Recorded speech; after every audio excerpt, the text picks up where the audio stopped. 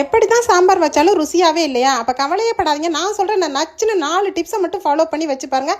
அப்படி கமன் கல்யாண வீட்டு சாம்பார் போல் இருக்குங்க. ஸோ வாங்க எப்படி செய்யலான்னு பார்க்கலாம். இதுக்கு பார்த்தீங்கன்னா நான் 3 காய்கறிகள் தாங்க இருக்கேன். உங்கள்கிட்ட எது வேணாலும் எடுத்துக்கோங்க. கத்திரிக்காய், முருங்கைக்காய், அதாவது பீன்ஸ் எடுத்துருக்கேன். இப்போ ஸ்டவ் ஆன் பண்ணிவிட்டு குக்கிங் ஆயில் 2 ஸ்பூன் சேர்த்துட்டு இந்த காய்கறியை டிப்ஸ் வந்து நல்லா வதக்கிடுங்க.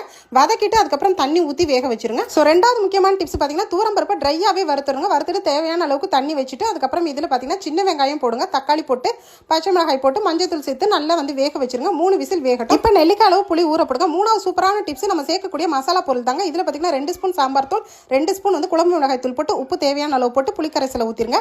இப்போ இந்த காய்கறியெல்லாம் நல்லா வெந்ததுக்கு அப்புறம் துவரம்பருப்புல சேர்த்துட்டு ஒன்னாவே வந்து கிளறிடுங்க. இப்போ கடைசியாக நான் சொல்லக்கூடிய அந்த 4வது டிப்ஸ் தாங்க கமகமன் சாம்பார் வைக்கலாம். பேனில் என்ன கடுகுளுந்தம் பருப்பு, கறிவேப்பிலை, அதுக்கப்புறம் பெருங்காயத்தூள், அதுக்கப்புறம் 2 காய்ந்த மிளகாய் போட்டுக்கோங்க. வெங்காயம், தக்காளி இதெல்லாம் போட்டு நல்லா வதக்கி தாளிச்சு இறக்குனீங்கன்னா கல்யாண வீட்டு சாம்பார் கமகமன் ரெடி ஆச்சுங்க. இந்த வீடியோ பிடிச்சிருந்தா லைக் பண்ணி நிறைய ஷேர்